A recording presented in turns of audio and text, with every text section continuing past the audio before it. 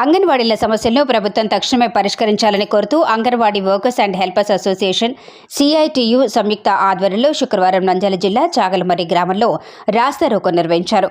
Ambedkar circle నుంచి జాతీయ రహదారి పిఎస్ దాబా మలుపు వరకు ర్యాలీ నిర్వహించి నినాదాలు చేస్తూ తిరిగి అంబేద్కర్ సర్కిల్కు చేరుకుని నిరసన తెలుపుతూ రోడ్డుపై బైఠాయించారు. అనంతరం ఏఐటియుసి అనుబంధ సంస్థ anganwadi worker and helpers association రాష్ట్ర కౌన్సిల్ మెంబర్ చంద్రకళ మాట్లాడుతూ 10 రోజులుగా మహిళలు రోడ్డెక్కి ఇచ్చిన హామీలను అమలు చేయాలని కోరుతుంటే ఉద్యమాలను అణచివేసేందుకు నియంతృత్వ ధోరణితో అధికారాన్ని ఉపయోగించుకొని సచివాలయ సిబ్బందితో అంగన్వాడీ కేంద్రాలను నిర్వహించడం ఎంతవరకు సమంజసమని ప్రశ్నించారు.